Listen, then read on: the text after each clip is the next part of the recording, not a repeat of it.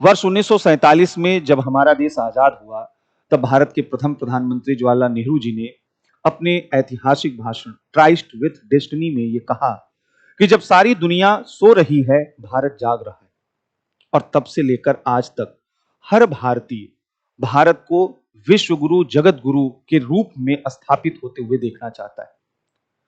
और भारत की यह चाहत कोई ऐसा नहीं है कि यह महत्वाकांक्षा है या ऐसी चाहत है जो प्राप्त करने योग्य नहीं है। हम हमेशा से यह समझते रहे हैं कि हम डिजर्व करते हैं विश्व का नेतृत्व करने में। हमारे पास वे संसाधन है, हमारे पास वे क्षमताएं हैं जिनके द्वारा हम विश्व का सही तरीके से नेतृत्व कर सकते हैं। और यही वजह है कि जब देश आजाद हुआ तो घरेलू और वैश्विक स्तर पर तमाम चुनौतियों का सामना हम कर रहे थे, और उसके बावजूद शीत युद्ध के उस दौर में न तो हमने अमेरिका के आगे घुटने टेके और न ही सोवियत रसा के सामने घुटने टेके। हमने स्वतंत्र और स्वायत्त विदेश नीति का संचालन किया। गुटनिरपेक्ष विदेश नीति के माध्यम से भारत विकासशील और तीसरी दुनिया के देशों का आवाज बना। अन्याय के विरुद्ध आवाज के रूप में भारत की पहचान निर्मित हुई। भारत ने हमेशा से कमजोर देशों के नेतृत्वकर्ता के रूप में अपनी पहचान को स्थापित किया, और इसके बदले भारत को जितनी भी क्षति उठानी पड़ी हो, भारत ने वो क्षति उठाई। 1990 के बाद जब दुनिया एक ध्रुवी हुई और अमेरिका के नेतृत्व में विश्व में अमेरिका का दबदबा स्थापित हुआ, तब भी हमने अमेरिका के सामने घुटने नहीं टेके। हमने उस दौर में भी अमेरिका के विरुद्ध या उस आधिपत्यवादी व्यवस्था के विरुद्ध आवाज उठाई जहां शायद अन्य देश आवाज उठाने से डरते रहे हो। भारत ने हमेशा से अपनी विदेश नीति में एक स्पष्टता लाई और स्वतंत्र स्वायत्त विदेश नीति के राह पर हमेशा से वो चलता रहा। लेकिन इसके बावजूद अगर तटस्थ रूप में हम मूल्यांकन करें अपने पिछले 75 वर्षों की विदेश नीति का, तो हमें यह दिखाई देता है कि वैश्विक जो राजनीति, शक्ति राजनीति रही है, उसमें भारत काफी हद तक अलग थलग रहा है। हमें वो स्थान वैश्विक राजनीति में शायद नहीं मिल पाया जिसकी हम अपेक्षा रखते थे या जो हम डिजर्व करते थे। हमने हमेशा से यह देखा कि वैश्विक शक्ति राजनीति में हमारी भूमिका की उपेक्षा की गई। महाशक्तियों ने हमारे ऊपर दबाव स्थापित किए, हमें कमजोर करने की कोशिश की। हाँ, यह बात जरूर रहा कि इसके बावजूद भारत कभी अपने रास्ते से डिगा नहीं, भारत कभी विचलित नहीं हुआ। लेकिन इसके बावजूद वैश्विक शक्ति राजनीति में शायद भारत वह जगह नहीं बना पाया जो वह बना सकता था। वर्ष 2014 के बाद जब केंद्र में नई सरकार आई, तो प्रधानमंत्री मोदी जी के नेतृत्व में एक नए सिरे से एक नई विदेश नीति को लाने का मार्ग प्रशस्त हुआ। उनके द्वारा अपने संबोधनों में, अपने अभिभाषणों में बार बार यह कहा गया कि अब भारत वैश्विक स्तर पर एक नेतृत्वकर्ता के रूप में अपनी पहचान निर्मित करेगा। भारत अब दुनिया के मामलों में सक्रिय भूमिका निभाएगा और एक नई पहचान बनाएगा।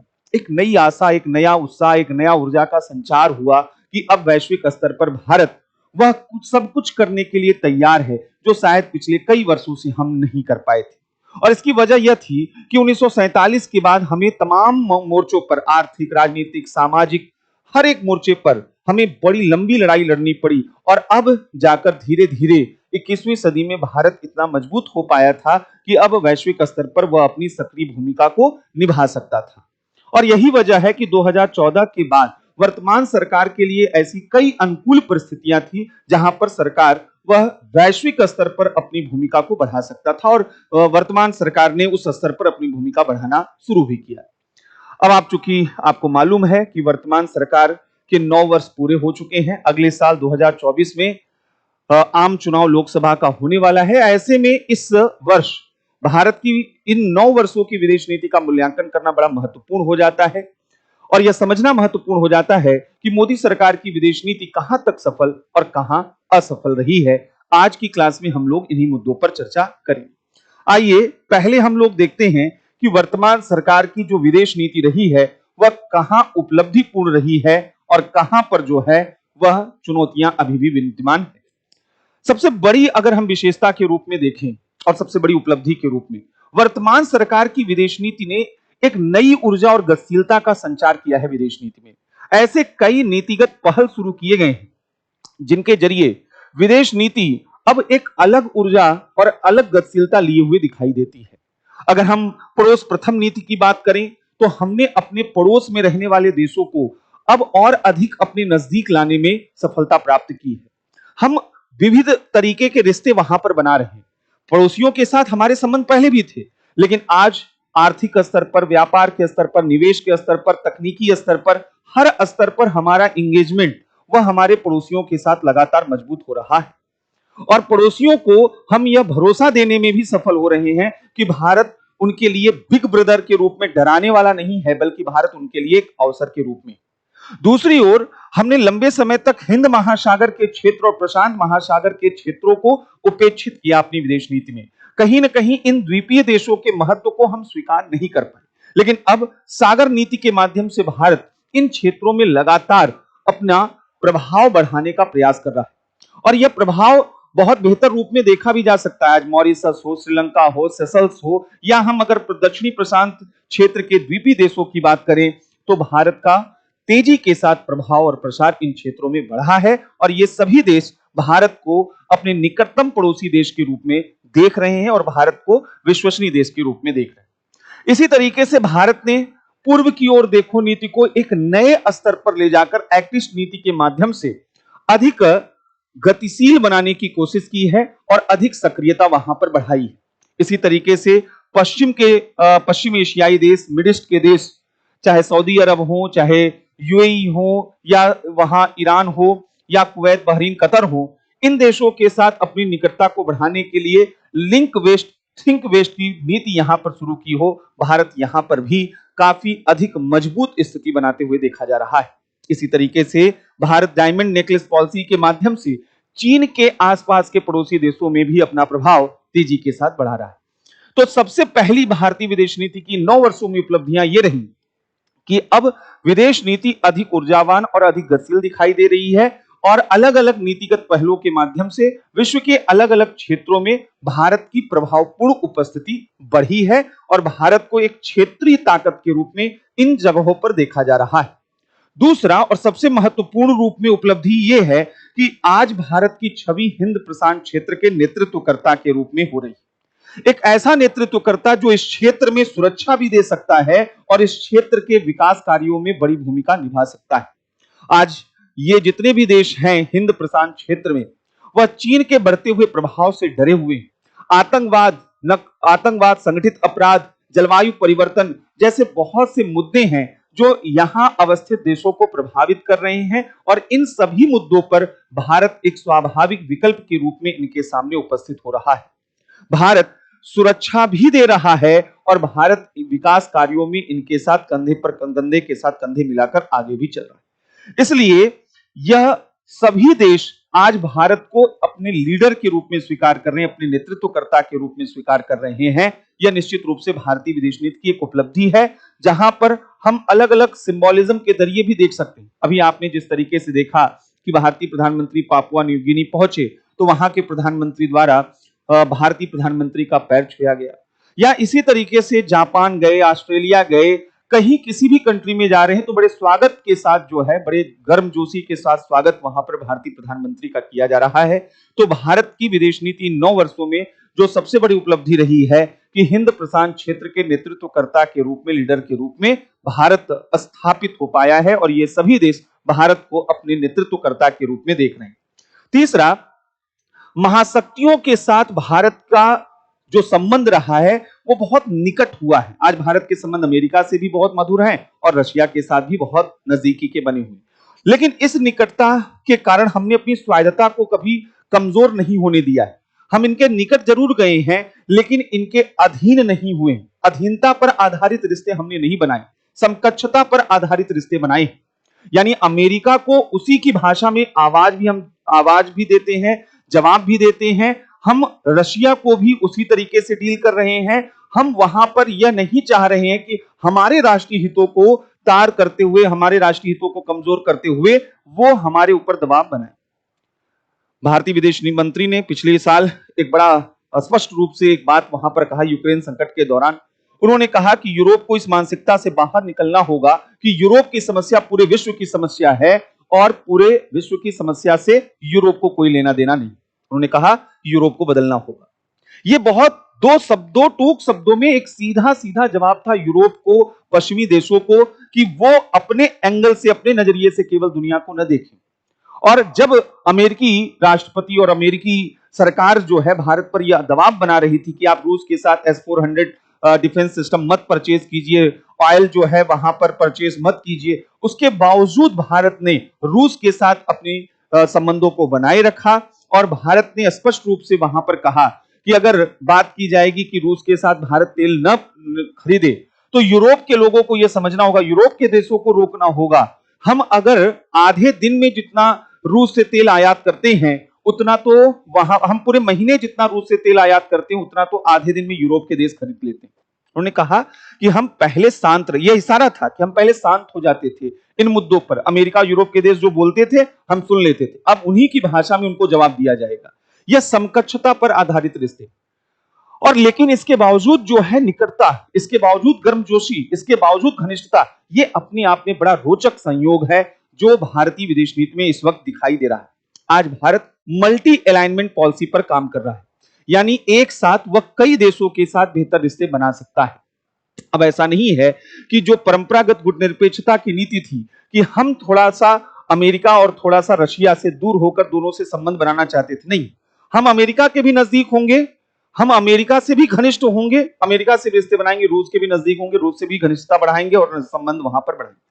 तो यहां पर दो विरोधी जो देश हैं उनके बीच में संतुलन बनाने की कला शायद भारत अब बेहतर तरीके से सीख चुका है, और यह भारत के बढ़ते वैश्विक कद और प्रभाव को बता रहा है। तीसरा, भारत आज वैश्विक नीति निर्धारक के रूप में देखा जा रहा है, यानी भारत अब दुनिया में क्या मानदंड होंगे, मानक होंगे, नियम कायदे क्या होंगे, अब भारत की भूमिका यहां पर बढ़ रही है। आप सबको मालूम है कि जलवायु परिवर्तन के वर्तमान दौर में सभी देश जीवाश्म ईंधन आधारित जो अर्थव्यवस्था है उससे बाहर निकल रहे हैं, नवीकरणीय ऊर्जा की तरफ बढ़ रहे हैं। और ऐसे दौर में भारत के द्वारा अंतर्राष्ट्रीय सौर गठबंधन की शुरुआत की गई। यह आने वाले विश्व के लिए एक सबसे बेहतर वैकल्पिक ऊर्जा का स्रोत बन रहा है, और इस अंतर्राष्ट्रीय सौर गठबंधन में अमेरिका जैसे देश भी शामिल हैं और विश्व के अधिकांश देश इसमें शामिल होते जा रहे हैं। यह दुनिया के सबसे बड़े संगठन में से एक संगठन बनता जा रहा है, और यह भारत के नेतृत्व में। इसी तरीके से coalition for disaster resilient infrastructure CDRI में भी भारत दुनिया के अधिकांश देशों को शामिल करा रहा है, और यह सब भारत के नेतृत्व में यहां पर संचालित हो रहे हैं। इसी तरीके से भारत ने फिफिक जैसा संगठन बनाया है, जिनके माध्यम से जो दक्षिणी प्रशांत के क्षेत्र हैं उनके साथ भारत अपने मित्रवत संबंध बना रहा है। इस साल आपको मालूम है कि G20 की अध्यक्षता भारत कर रहा है, संयुक्त राष्ट्र सुरक्षा परिषद की अध्यक्षता कर चुका है। तो भारत इन मंचों पर भी वह दुनिया को नीति का मार्ग दिखाने की कोशिश कर रहा है, दिशा निर्देशित करने का काम कर रहा है। यानी अब भारत जो है वह पिछलग्गू देश नहीं है, अब भारत दुनिया के नीति निर्धारक के रूप में अपनी भूमिका बढ़ा रहा है। तो यह वर्तमान सरकार की विदेश नीति की उपलब्धियों में से एक है। इसके साथ साथ सॉफ्ट पावर के रूप में भी भारत का कद लगातार बढ़ता जा रहा है। बात सांस्कृतिक कूटनीति की हो या भारत मेडिकल कूटनीति के माध्यम से दुनिया के अन्य देशों में अपना प्रभाव बढ़ा रहा हो। खासकर कोरोना के काल में आपने देखा कि किस प्रकार वैक्सीन कूटनीति के माध्यम से भारत को दुनिया भर के जो विकासशील देश हैं उन्होंने अपने स्वाभाविक नेतृत्वकर्ता के रूप में स्वीकार किया। विकासशील देशों का तो यहां तक कहना था कि जब पूरी दुनिया के बड़ी बड़ी ताकतों ने हमें अकेला छोड़ दिया था, इकलौता भारत वह देश था जिसने वैक्सीन की आपूर्ति के माध्यम से हमारी स्वास्थ्य व्यवस्था को बेहतर किया, हमारी जरूरतों को पूरा किया। तो स्वाभाविक है कि भारत का कद वह वैश्विक स्तर पर बढ़ेगा, सॉफ्ट पावर के रूप में भारत का इमेज बढ़ेगा। अंतरिक्ष के क्षेत्र में भारत नित्य नवीन उपलब्धियों को दर्ज कर रहा है, विकासशील देशों के छोटे छोटे देशों के उपग्रहों को प्रक्षेपित कर रहा है। यह भारत की उपलब्धि नहीं तो और क्या है। इसी तरीके से डिजिटल कूटनीति के माध्यम से भारत ई कनेक्टिविटी नेटवर्क, चाहे वो अफ्रीका की हम बात कर लें, चाहे साउथ पैसिफिक कंट्रीज की बात कर लें, भारत इस दिशा में काम कर रहा है। यानी भारत के पास मल्टीपल ऐसे पॉलिसीज हैं जिनके माध्यम से वह दुनिया में अपना एक सॉफ्ट पावर इमेज जो है तेजी के साथ मजबूत कर रहा है। यानी इन 9 वर्षों में अगर बात करें तो भारत हार्ड पावर के रूप में भी वह मजबूत हुआ है, क्योंकि उसे लीडर के रूप में देखा जा रहा है, पॉलिसी मेकर के रूप में देखा जा रहा है। जो वैश्विक ताकतें हैं, महाशक्तियां हैं, उनके साथ समकक्षता पर आधारित रिश्ते बना रहा है, उन्हें उन्हीं की भाषा में जवाब दे रहा है। और दूसरी तरफ सॉफ्ट पावर के रूप में भी भारत अपने को स्थापित किए हुए है। लेकिन सब कुछ अच्छा ही अच्छा हुआ हो इन 9 वर्षों में, ऐसा नहीं कहा जा सकता।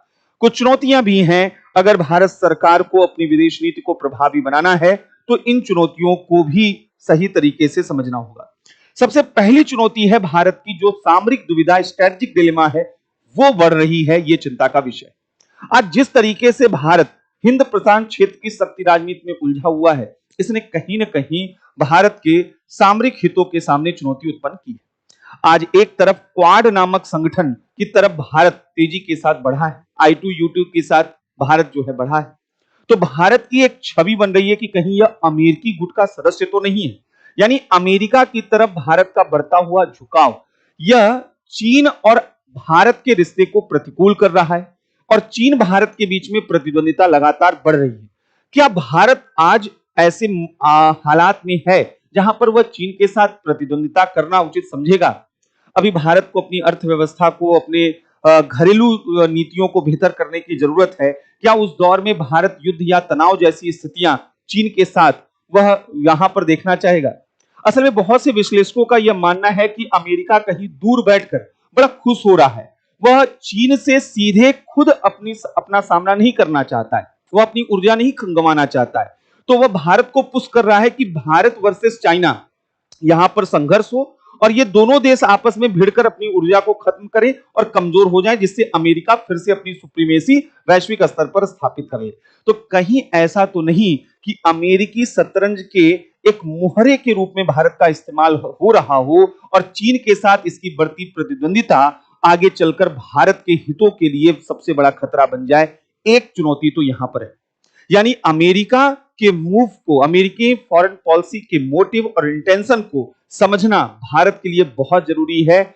ऐसा न हो कि भारत पूरी तरीके से अमेरिका की तरफ झुकाव प्रदर्शित करते करते उसी के ऊपर डिपेंडेंट हो जाए और अपनी स्वतंत्र विदेश नीति को खो दे। एक डर है, यह एक आशंका है। दूसरी बड़ी समस्या है कि बहुत से लोगों का यह मानना है कि जो ट्रेडिशनल फॉरेन पॉलिसी इंडिया की थी, जिसको हम गुटनिरपेक्ष विदेश नीति कहते थे, कहीं हम उससे तो विचलित नहीं हो रहे हैं, क्योंकि अब हम शक्ति राजनीति में सीधे उलझ रहे हैं। अब हम सीधे चीन का आलोचना कर रहे हैं। अब हम कई मंचों पर चीन विरोधी गुटों में शामिल हो रहे हैं। तो यह शक्ति राजनीति में उलझना है और इस शक्ति राजनीति में उलझने के कारण हम कहीं न कहीं अपनी चॉइसेस को भी अब सीधे सीधे बता रहे हैं। यानी चॉइसेस क्या है? अमेरिका की तरफ झुकाव है, इसमें कहीं कोई डाउट नहीं है। अमेरिका के साथ हमारी नजदीकियां, पश्चिमी ब्लॉक के साथ हमारी नजदीकियां कहीं छुपी हुई नहीं है। और अगर ऐसा होगा तो अमेरिका के जो विरोधी देश होंगे, क्या उनके साथ हमारे संबंध बेहतर हो पाएंगे? अमेरिका का ईरान के साथ अगर संबंध खराब होगा, रूस के साथ संबंध खराब होगा, वेनेजुएला के साथ संबंध खराब होगा, तो भारत के संबंध स्वाभाविक रूप में इन देशों के साथ खराब हो सकते हैं।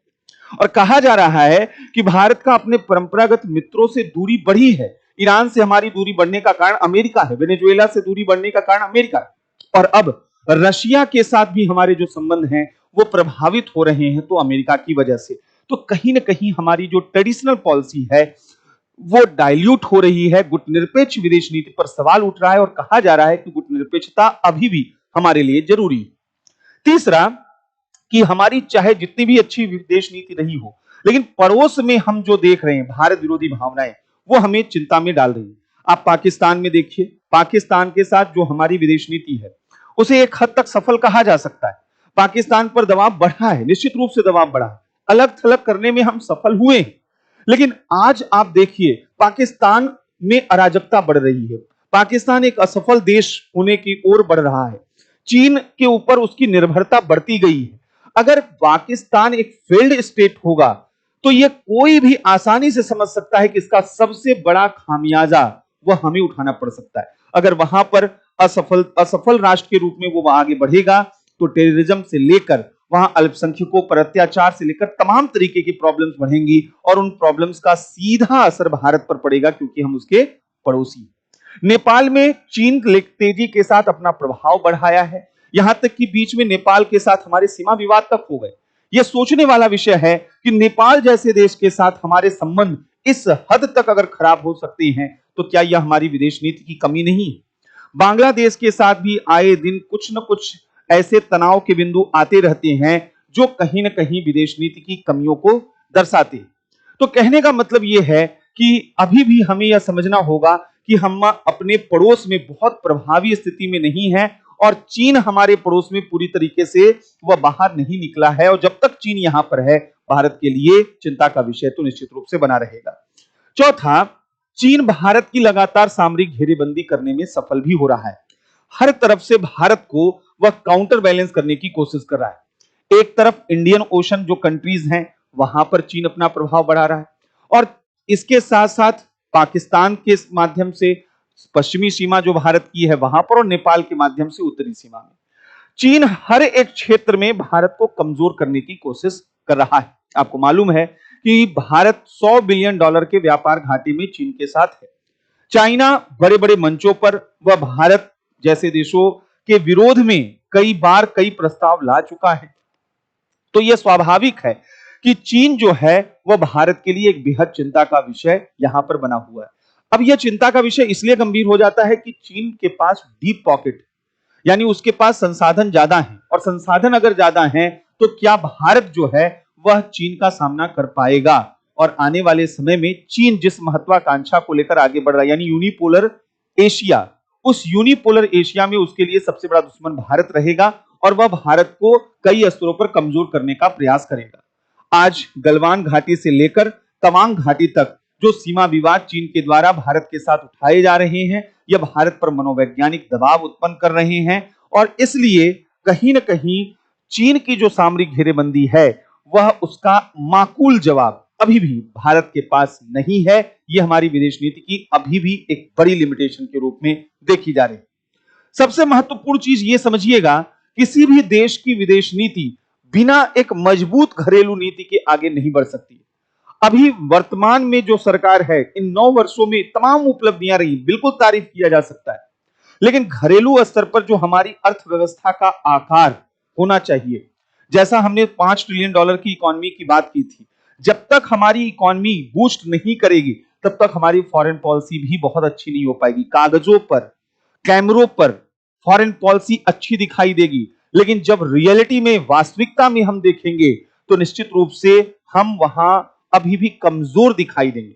क्योंकि हमने जैसा कहा कि चीन डीप पॉकेट के कारण हर जगह मजबूत दिखाई दे रहा है, लेकिन हमारे पास अगर संसाधन नहीं होंगे तो हम उन देशों के पास नहीं जा सकते हैं जहां चीन ऑलरेडी मौजूद वहां पर है। केवल कोरे कोरे वायदे करने से कोई भी देश वह भारत के साथ जुड़ना नहीं चाहेगा। आपको उनकी जरूरतों को पूरा करना होगा, और जरूरतों को पूरा करना है तो संसाधन आपके पास होने चाहिए जहां पर आपके साथ समस्या है। इसके साथ साथ एक और महत्वपूर्ण पहलू यह भी है कि घरेलू स्तर पर जो वर्तमान सरकार है वह कई तरीके के सोशल अनरेस्ट को झेल रही है। चाहे एनआरसी का मुद्दा आया हो, सीएए का मुद्दा आया हो, ये जो मुद्दे होते हैं, किसान आंदोलन का मुद्दा आया हो, इन मुद्दों के कारण जो हमारी वैश्विक छवि है उस पर भी असर पड़ता है। यह कहीं न कहीं अन्य देशों में यह संदेश देता है कि भारत में सब कुछ सही नहीं है, सिविल अनरेस्ट बहुत ज्यादा है, वर्तमान जो सरकार है वो लोकतंत्र को दमन कर रही है, विरोधी आवाजों को दबा रही। ये कहीं न कहीं हमारी वैश्विक छवि को कमजोर करता है, और कई बार देश की सामाजिक जो संरचना होती है वह पड़ोसी देशों के साथ संबंधों को भी प्रभावित करती है। जैसे भारत में यह बार बार यहां पर नैरेटिव अगर सेट होगा कि माइनॉरिटीज के साथ गलत व्यवहार हो रहा है, तो पड़ोसी देशों में चाहे बांग्लादेश हो या पाकिस्तान हो, वहां पर भी जो अल्पसंख्यक, अन्य अल्पसंख्यक है, उनके ऊपर भी हमले बढ़ेंगे और बढ़ भी रहे हैं। तो कहीं ना कहीं भारत को, वर्तमान सरकार को यह समझना होगा कि जो घरेलू नीति है, अगर उसको हमने मजबूत नहीं बनाया तो हमारी विदेश नीति एक लंबे समय तक वह अपना प्रभाव नहीं छोड़ पाएगी। हमें अपनी विदेश नीति की सफलता के लिए घरेलू नीति को भी बेहतर करना होगा। तो कुल मिलाकर भारत की विदेश नीति 9 वर्षों में उपलब्धिजनक रही है। हमें आशावादी रहना चाहिए कि निश्चित रूप से हमारी विदेश नीति जो है ऐसी रही है जिसने हमारे वैश्विक कद को, वैश्विक प्रभाव को बढ़ावा दिया है। लेकिन यह बात भी सच है कि हमारी विदेश नीति में कई ऐसी खामियां हैं, कई ऐसे लूपहोल्स हैं जिनको अगर दुरुस्त नहीं किया गया तो हम जहां पहुंच सकती हैं शायद वहां पर न पहुंच पाए, और इस दिशा में भी भारत सरकार को ध्यान देने की जरूरत है। ठीक है, मिलते हैं अगले किसी इसी तरीके के वीडियो के साथ। तब तक के लिए इजाजत दीजिए। धन्यवाद।